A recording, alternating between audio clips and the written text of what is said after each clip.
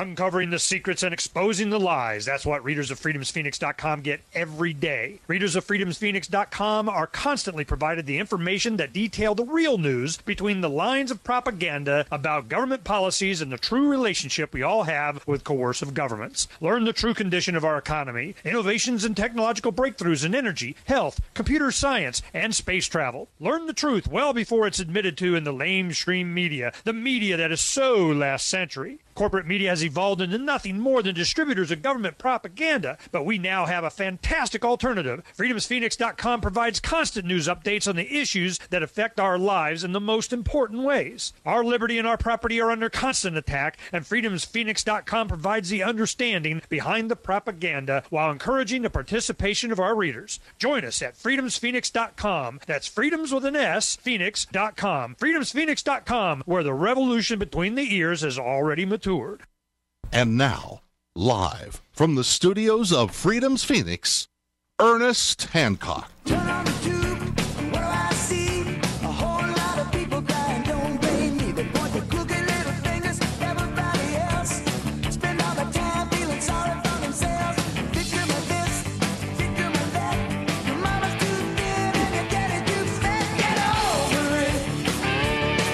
Get over it. I just keep myself healthy. You know, I mean, dang. This is the one thing that I want to bring up, and we can talk about. You know, there's a movie. It's a comedy with Eddie Murphy. It's called The Distinguished Gentleman, I think is what the name of it is. And if you watch that, I mean, it's kind of funny, but man, that just tells you how it really is. I mean, you know, it's just lining up. Now, you want to be for sugar subsidies or against sugar subsidies? Now, I got the candy guys, I got the sugar manufacturers. I mean, which one do you want to take the money from? You know, I choose freedom. How about that? Now, let's go ahead and walk through what's going on here. Here in Arizona, we have Trent Franks. Now, he was first elected in whenever, doesn't matter. He's up there. He's the one that was the deciding vote on the prescription Medicare Part D or whatever it was, which was a gazillion-dollar thing. Mr. Conservative. I'm a conservative. I'm a right-wing conservative, Tea Party, neocon, and conservative war conservative. Now, I know Trent. You know, we were friends for quite a few years, and it just got to where, Trent, man, you're killing me. So it's now he's considered to be the senior statesman or he's a leader of Congress or whatever you want. I think he's about the longest-sitting representative we have now. I think Flake might have been there at least as long or more. Is he even there anymore? Yeah, Jeff won re-election. So Jeff, yeah, I don't pay attention. You know, they're all the same. Ouch, quit it, whatever. What happened is Shadig, which was, you know, he's up there. Now, he is the one that brought back the TARP. When it failed, they needed someone that voted against it to bring it back. Well, he's first in line. Now, the office that he vacated, is that the one that Schweikert won, right? No. That was beat Harry Mitchell. Ben Quayle took over for John Shadig. Okay, Ben Quayle. Now that is Dan Quayle, former VP to Daddy Bush. That's his son. Well, stopping the war, Willie? I don't think so. So we know we lost that one. So now we have Shadig and all his staff and everything. What happened to them? Oh, I'm sure they all got hired on by new congressmen. I'm sure that I know a few of them got hired on with David Schweikert's office. Did the main head top guy of Shadig move over with him? He did. He did. So when you have all these lobbyists coming in, who they handing the card to? They were handing them to John Shadig's guy. And his name would be, come on, man, don't go play coy with me. Matt Tully. Matt Tully just taking a stack of business cards, is he not? Well, that's his job. You damn office. Skippy, that's his job. You know, that's his job. Hey, give me your card. The distinguished gentleman from Fountain Hills will be with y'all momentarily. So that's how this thing works. So now what's interesting, man, it just never stops. Here is a guy, John Shadig, that nationally socialized our economy, but that's not fascist as long as he does it, okay, because he's Republican. Now, he votes this in, and then all of a sudden, we just find out this last month that he was granted, a senior something whatever fellow of the Goldwater Institute. Mr. The libertarian leaning. I don't know how far they lean, but they have the Goldwater Institute. We're going to have the attorney from the Goldwater Institute on Monday. Now, we were going to have him on last week, but I took some days off. We rescheduled him. It's probably better, Yeah. So Monday, we're going to have the Goldwater Institute. I'm shocked if they come in, after they know that I'm going to ask them, what the hell is John Shattuck doing as a senior, what did they call him? I think it's a senior fellow. Yeah, senior fellow. I'm a fellow. Senior fellow Goldwater Institute. How in the heck did that happen? So we'll see what they got to say about that. But you have his head guy, and I'm sure a bunch of other guys that, supported by the head guy, go over to David Schweikert. And here come the lobbyists. And who do you deal with? You don't deal with a congressman. You deal with the guy that runs the congressman. And his name is what? Say it. Say it. Say it. Well, say his name, Matt Tully. Tully. But to be fair, I do believe that David Schweikert is going to at least try to do his best. And he starts off by hiring Shattuck's head guy? Is that how he does it? Well, you do need to have somebody who knows what they're doing. No, you need to have somebody that doesn't know what the heck they're doing inside that crap, and they just do this Constitution thing, go around to Dr. Paul's, Liberty Caucus. That was another thing. I tell this story. We're at a big function in Scottsdale's, a blah, blah, blah. We want flat tax or whatever they want me to go to. And at the table that came and sat by was Trent Franks.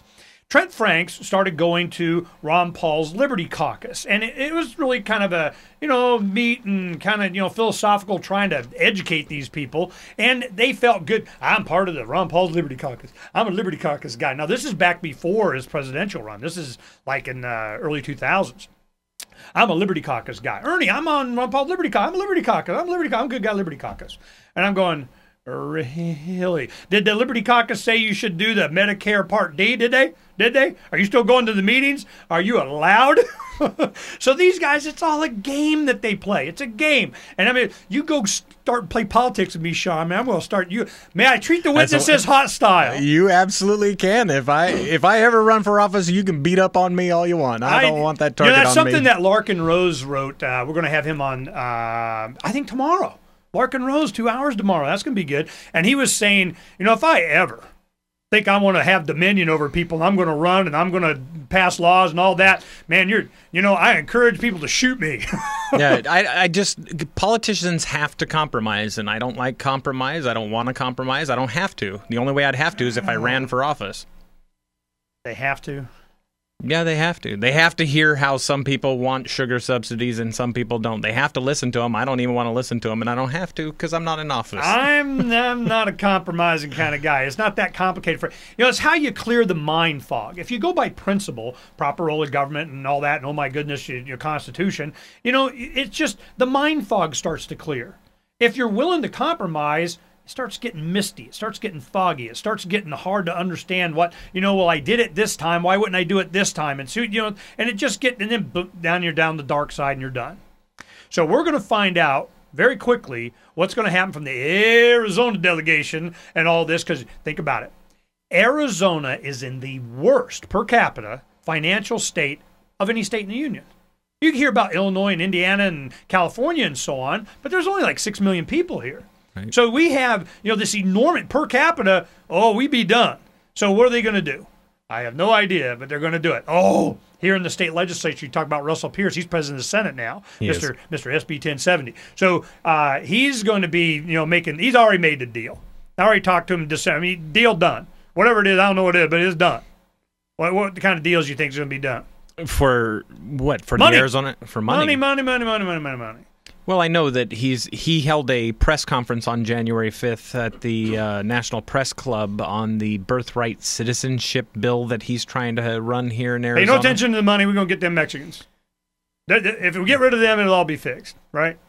Well, I don't know I haven't read his birthright bill yet. I've read his 1070 bill. That definitely looked like that. I know what his birthright bill's going to be. It's going to say, you're pregnant, you're in labor, you got to show us your papers. Mom's got to show papers. You don't get birth, whatever. You don't get to be born here anymore, kind of, it does. You know what? It doesn't matter if Obama was born here if his mama didn't have the papers.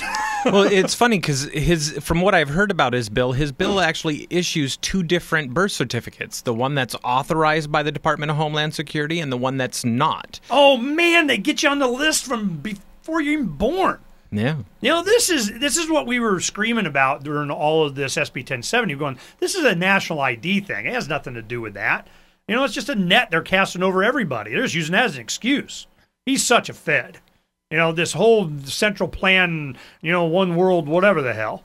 You know, all right. So how long are you willing to give Schweikert and friends before you can, you know, dub them evil? Well, I'm waiting until the debt ceiling vote. That's going to be the final straw for me. Well, you know they're going to be lining up. They're going to pass it. But who gets a freebie and who doesn't? That's what it comes down to. They're going to be saying, all right, you can vote for it. You can't. Oh, I offer an amendment, try to kill it and do it. I've been through this before. They'll come in and argue, you know, we need an amendment to kill it. And once they get enough votes, especially on gun issues or finance or whatever, they will go, they got enough to kill it, and then they'll vote for it. Say, yeah, I was always for it. I'm good. I'm one of y'all. You know, vote for me. I'm pro-gun. I'm pro-fiscal responsibility. I'm pro-something. But they aren't really. It's all over, man.